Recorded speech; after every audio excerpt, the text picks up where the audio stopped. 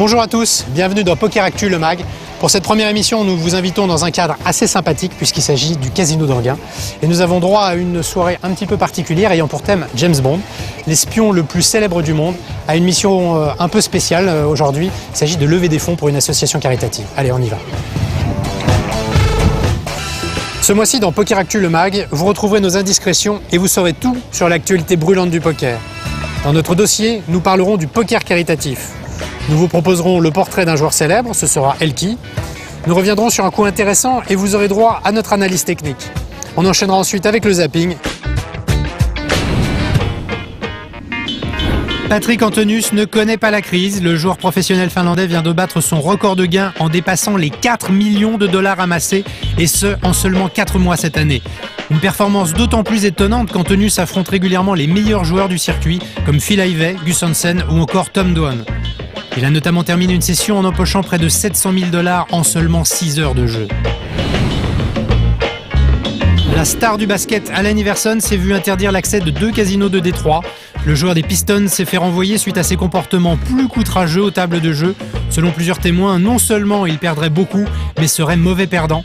Il a déjà jeté ses jetons ou ses cartes à la face du croupier, souvent bruyant et grossier aux tables de jeu, envers le personnel et les autres joueurs. Et face à cette attitude, les propriétaires des casinos n'ont eu d'autre choix que de se séparer de l'un de leurs meilleurs clients, sur le plan financier du moins. Toujours à la pointe de la mode, Paris Hilton se devait de jouer au poker. Elle aurait découvert le jeu en 2006 et a récemment perdu sa Bentley. Une goutte d'eau de 175 000 € dans l'océan de sa fortune. Pour éviter qu'elle ne dilapide le patrimoine familial, ses parents lui ont interdit l'accès au casino du groupe. Une chose est sûre, elle est la bienvenue dans nos parties privées. Doyle Brunson est la victime d'un pari idiot qu'il vient de perdre. L'ex-champion du monde de poker et grand amateur de basket avait parié sur un match. Or, Texas Dolly avait annoncé que s'il perdait son pari, il quitterait les États-Unis. Malheureusement pour lui, il a perdu. En ce moment, il doit être en train de faire ses valises et de manger son chapeau. Je suis avec Willy Corchia. Willy, tu es à l'origine d'une initiative assez particulière, Poker pour la paix. Est-ce que tu peux nous en parler? Ça a été l'idée de se dire au départ, on joue, on participe à des tournois importants, on est des gens qui travaillons, qui gagnons bien notre vie, et finalement on a envie de faire une action sympa, humanitaire.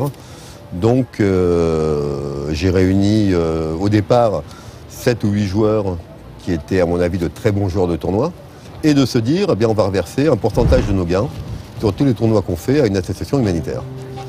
Et donc on a créé cette team qu'on a appelée Poker pour la paix, et dont l'objectif est de réunir de l'argent pour des œuvres différentes, mais d'œuvrer dans le sens de l'humanitaire et de la paix. Alors entre vous, vous appelez les combattants du cœur. Oui. C'est un peu le paradoxe. Combattant, c'est le combat à la table de poker, et le cœur, c'est ce que vous reversez. Absolument, mais de toute manière, pour réussir quoi que ce soit, il faut toujours se battre, on le sait. Donc même pour réussir une action humanitaire, il faut combattre, il faut se battre. C'est-à-dire, on a quand même constaté, et toi aussi, que s'il y a un endroit, une activité, où quelle que soit la race, quelle que soit la religion, quelle que soit la couleur de la peau des gens, tout ça n'a aucune importance, c'est bien le poker. Alors, sur la partie humanitaire, comment ça se passe concrètement? Vous reversez une partie de vos gains, c'est ça? Tout à fait. On a choisi une première association qui s'appelle Rêve, qui est une association dont l'objectif est de réaliser les rêves d'enfants atteints de pathologies graves, très graves, et qui ont des rêves à réaliser. Ils ont envie de... Il y a des enfants qui n'ont jamais vu la mer, d'autres qui veulent aller chez Disney, d'autres qui veulent faire un tour en hélicoptère. Donc cette association réalise aujourd'hui un rêve par jour. Donc nous, on a décidé d'y contribuer dans nos moyens. Donc effectivement, tu vois, c'est une association qui plaît Vraiment, si tu veux essayer de réaliser des rêves de gosse, ça fait plaisir à tout le monde. Merci Willy, on souhaite bonne chance à ton association. Merci Alexis, ça a été un plaisir. Comme vous voyez, la nuit est en train de tomber sur le lac d'Enghien, donc on va rentrer dans le casino pour assister au tournoi. Mais avant, on va suivre le cas Elki, voici son portrait.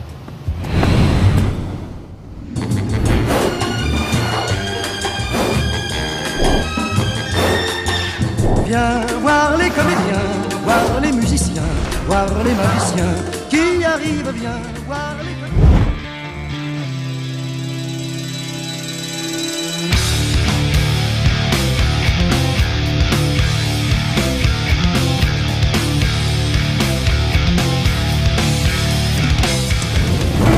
Bonjour, je m'appelle Bertrand Grepelier, plus connu sous le pseudonyme de Elki. J'ai 27 ans et je suis joueur professionnel de poker.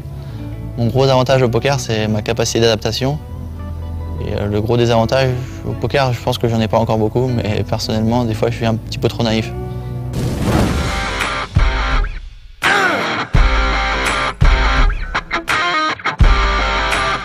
J'ai commencé à jouer quand j'avais 3 ans aux jeux vidéo. Après, j'ai adoré tous les types de jeux auxquels j'ai joué, que ce soit jeux de société, jeux vidéo ou jeux de cartes maintenant, jeux de poker. J'adore toujours jouer et c'est vrai que j'ai une âme de joueur au fond de moi et j'ai aussi une âme de compétiteur, donc jouer, j'adore ça.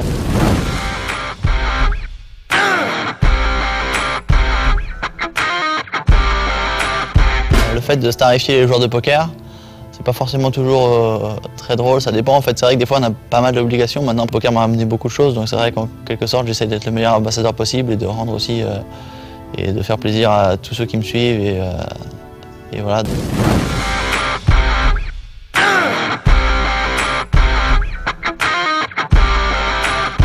C'est vrai que des fois l'attitude à une table ça peut me permettre de faire des coups que je ne pourrais pas permettre si j'étais complètement inconnu, parce qu'il y a certains joueurs, ça se sent un peu, ils me redoutent de jouer contre moi et ils sont beaucoup plus timides contre moi qu'ils le seraient contre un autre joueur. Des fois ils sont pas tout à fait objectifs parce que c'est vrai que le poker c'est aussi un jeu de cartes et même s'ils jouent contre quelqu'un de connu, de célèbre ou qui est de très fort, on peut quand même gagner tous les coups quand même. Donc c'est vrai que des fois ils ont peur à tort en fait de moi, alors qu'il y a certaines situations où ils ne devraient pas, et après c'est vrai que j'essaie d'utiliser ça à mon avantage au maximum.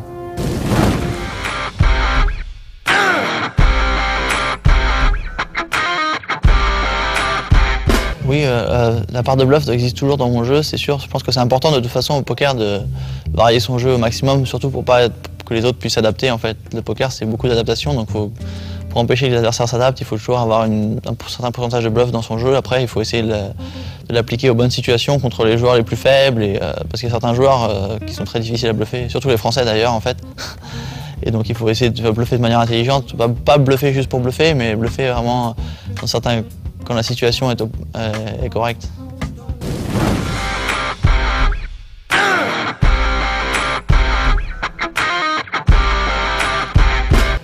La French Touch, je pense que c'est pas mal de créativité quand même. Les Français en général sont plus créatifs que les autres joueurs, des fois un petit peu trop même. Mais c'est vrai qu'ils ont un style particulier aussi. Donc la créativité dans le jeu, c'est faire des coups qui sont... En fait, il y a plus ou moins un style ABC et c'est faire des coups qui sont... inventer en quelque sorte des coups, inventer des bluffs ou jouer des cartes qu'on ne devrait pas jouer dans certaines situations, parce que ça permet d'être beaucoup plus difficilement lisible et ça permet aussi de concerter l'adversaire.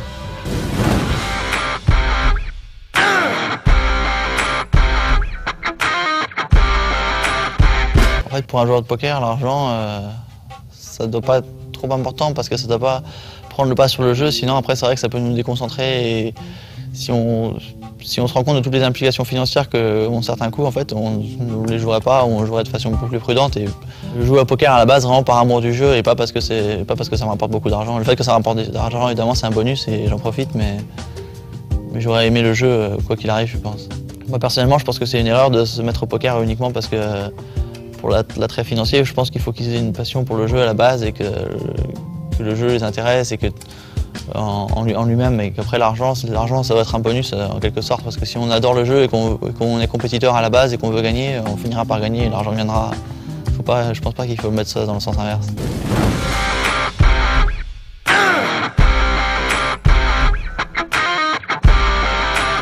J'espère faire encore mieux que l'année dernière et donc finir numéro 1 mondial. Alors ça y est, le tournoi est en cours. Est-ce que vous pouvez nous expliquer le déroulement de cette soirée caritative? Alors toute la soirée s'axe de plusieurs façons. Donc il y a eu un quiz qui a été vendu aux gens à 3 €. Donc un quiz sur lequel ils devaient répondre à plusieurs questions, toujours sur le thème de Casino Royal. Et il y a des lots à gagner. Pareil, il va y avoir un tirage au sort avec des lots à gagner. Deuxième partie, le tournoi. La totalité du prize pool sera reversée à l'association. Et en fait, les lots sont offerts aux candidats, aux joueurs qui sont venus. Il y a 3 lots, dont une montre, un sac et un week-end dans les hôtels du groupe. Et l'autre partie, il y a une partie de l'argent qui sera reversée sur les cafés vendus sur la soirée et également sur les entrées qui ont été faites sur une journée du casino. Oui, donc c'est pas juste un tournoi caritatif, c'est une journée James Bond caritatif avec la MREF. Voilà, toute la journée était consacrée à la MREF. Le tournoi n'est qu'un événement en plus. Voilà, fallait rapprocher le jeu en fait dans cette idée et c'était avec un tournoi. C'est vrai que le poker aujourd'hui, c'est vraiment le jeu à la mode, donc voilà, c'était l'occasion de faire venir les gens. Que représentent les événements caritatifs pour le groupe Lucien Barrière? C'est important, voilà, c'est important de s'associer à cette image, c'est d'aider des associations par tous les moyens, ceux que l'on peut, donc ou par le jeu ou par d'autres moyens comme les entrées comme on a fait ou sur les cafés. C'est de montrer que nous, cette image de l'argent qu'on peut avoir où les casinos gagnent beaucoup, voilà, les casinos donnent aussi et aident les associations à gagner aussi un peu d'argent. C'est aussi le nouveau visage du poker. Cette fois, on peut faire des belles choses avec un jeu qui, il y a une dizaine d'années, avait mauvaise réputation. Avec très mauvaise réputation, ouais. C'est plus du tout l'image du poker comme on avait avant. D'ailleurs, il y a un team qui est venu qui s'appelle le Team pour la paix. Voilà, c'est aujourd'hui plein de gens comme ça le poker, c'est plus du tout les gourbilles où il y avait de l'argent, etc. C'est aussi ça le poker. C'est des gens qui aiment se faire plaisir, c'est leur jeu. Il y a quand même des lots à gagner, mais c'est aussi faire plaisir et montrer que le poker, c'est pas que des vilaines choses. Voilà. C'est une jolie façon d'amener et de se faire plaisir. Vous prêchez un convaincu. Ouais, je sais, j'imagine. Et moi aussi depuis les années que je suis dans le poker. Voilà, bien sûr. C'est ça montre une bonne image enfin du poker, c'est bien.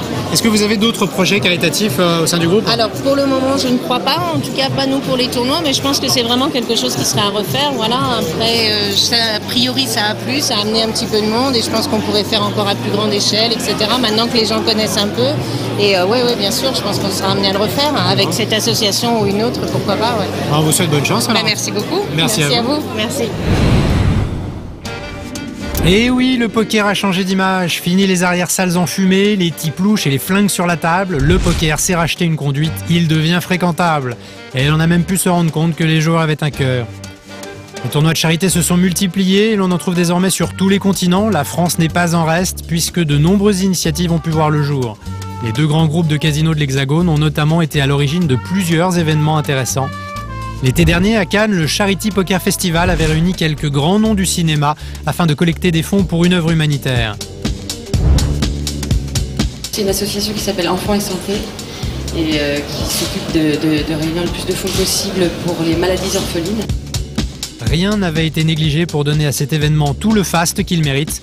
Il faut dire qu'avoir des people pour lever des fonds, ça aide forcément un peu. Aux États-Unis, Barry Gunstein est le porte-étendard des causes humanitaires dans le poker puisqu'il reverse la quasi-totalité de ses gains en tournoi à des œuvres caritatives. Cela représente quand même près de 7 millions de $. Il est depuis surnommé le Robin des Bois du poker. Et ce soir, avec les casinos Barrière, on voit que ce n'est pas prêt de s'arrêter.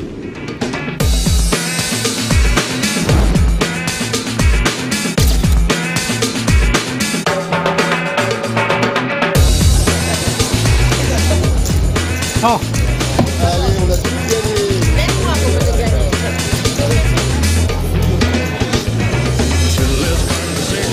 Alors on vient de voir un joli coup de poker là. Et si vous aimez ça, a priori, c'est le cas. On en suivra un particulièrement corsé qu'on a commenté pour vous. Tout de suite. Et siège 8, on ne le présente plus, Patrick Bruel, le français de cette table finale. Alors très Patrick apprécié. a plus beaucoup de jetons, il va donc falloir bouger. Il va falloir qu'il trouve des opportunités pour attaquer, pour reconstruire un stack, un tapis. Les blinds sont de 8 000, 16 000 avec des ante de 2 000. Dame 7 pour Lailof, il passe sans hésiter. Tronetzvik passe également.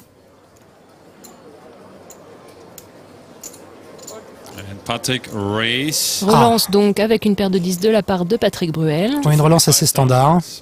Greg pass.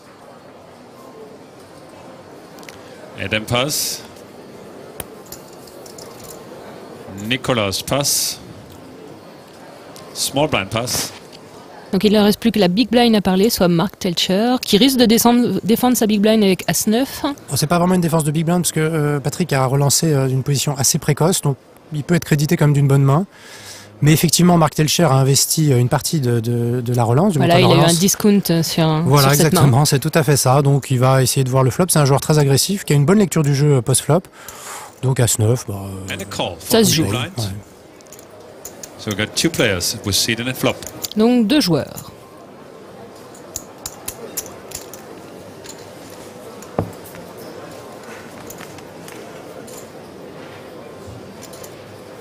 Donc top pair pour Mark Telcher et tirage couleur. Et toujours une paire de 10 pour Bruel. Il check, c'est très intelligent. Il veut voir la réaction de Patrick. Ouais, il veut surtout prendre un peu plus d'argent, j'imagine. Puisque logiquement, Patrick va faire un continuation bet, c'est-à-dire il va... Oh, Wow. Ceci dit, Marc a de quoi hésiter parce qu'avec un as moyennement kické et un tirage couleur au 9, enfin, il pourrait folder. Bon, après, Bruel ne sait pas qu'il a ça en main. Donc, hein. Il a top pair, il a un tirage couleur, il a une bonne cote. Hein. Enfin, il pourrait être loin derrière. Il We have an all-in. Patrick is all-in. Bah, c'est mal joué. Donc il y a une seule carte qui peut aider Bruel puisque le 10 de cœur donne une couleur à Telcher. Le problème, c'est qu'il n'y a pas de cohérence entre son action pré-flop et son action post-flop. Pré-flop, il fait une relance standard qui signifie je vais voir le flop, j'essaie de jouer le flop comme on joue au poker. J'ai encore des jetons, je ne vais pas me engager toute ma paire de 10 pré-flop. Donc pourquoi pas, c'est très bien joué. Et au flop, il change complètement de stratégie, il a un flop épouvantable et il pousse tapis. Et, voilà. Et c'est fini. Patrick Bruel nous quitte 8e. Ah, quel dommage. Et très applaudi quand même, hein, Patrick. C'est cruel le poker. Une erreur, une mauvaise appréciation et c'est fini. On quitte le tournoi.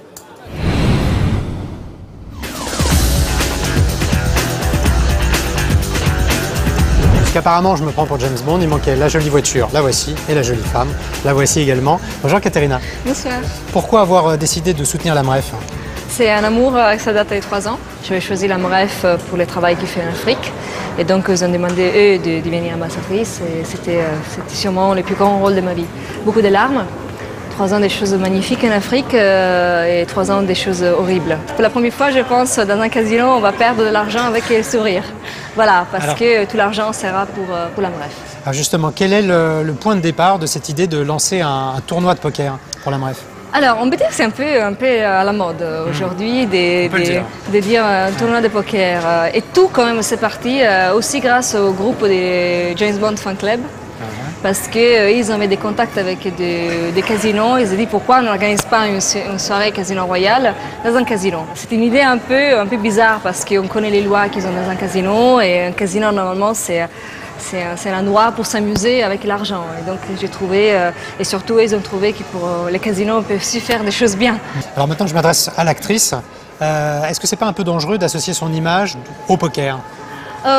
Pourquoi pas? Non. Déjà, mon image avec le Casino Royal, je pense que c'était un peu lié au casino et au poker. Mais le poker a souvent eu une mauvaise réputation? Non, je pense qu'il y a beaucoup des phrases un peu faites qui quelquefois il ne faut pas absolument écouter. Moi je joue au poker, j'adore jouer au poker et je pense que je ne suis pas la seule comédienne ou comédien qui joue au poker. J'ai fait aussi la couverture du Playboy Italie et pas à poil mais quand même une photo sexy. Et la soirée des Playboy, c'était le numéro 1 en Italie, c'était donné à la MREF. Donc si les mères qui reçoivent l'argent en Afrique pour leurs enfants, ils ne savent pas comment on a gagné cet argent. Bien sûr, on ne doit pas tuer quelqu'un pour gagner de l'argent, mais c'est fait proprement avec le cœur. Pourquoi pas faire une soirée au casino ou faire une couverture du Playboy pour donner de l'argent. C'est quelque chose de propre, c'est quelque chose de digne. Et donc on n'a pas volé, on n'a pas tué. On va revenir au poker, vous jouez depuis longtemps? Après James Bond, oui, parce que pendant toutes les présentations dans tout le monde, on joue aussi au poker, donc petit à petit j'ai appris. Quelquefois j'ai la chance, quelquefois je suis désastreuse. Il joue bien Daniel Craig? Pas mal. Pas mal, hein? Bon, ça sera le scoop de la soirée. Ouais. Merci Katerina, vous êtes décidément éblouissante à tel point que je vais être obligé de mettre mes lunettes. Voilà. Et nous, pour changer les idées, on va suivre le zapping de Poker Actu le Mag. C'est tout de suite.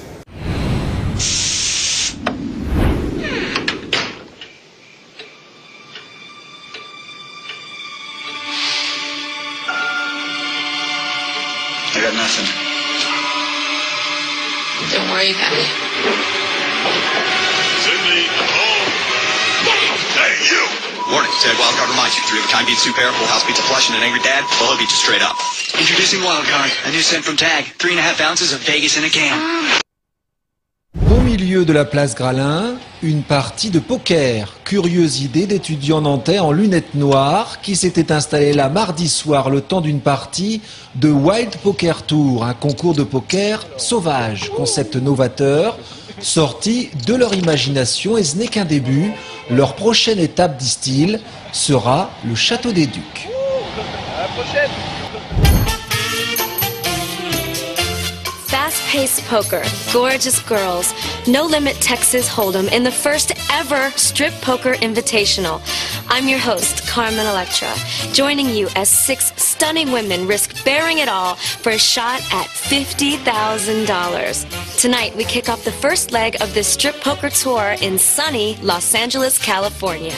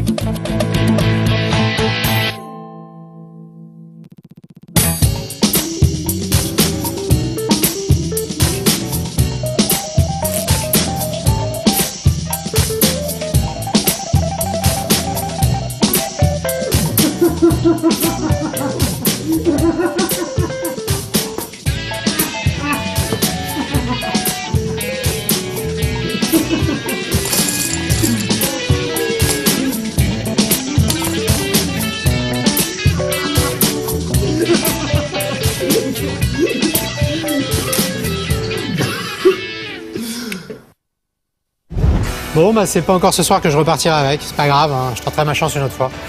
Bon, en parlant d'autre fois, on se retrouve le mois prochain, et ouais, ça sera pas mal non plus. Allez, salut.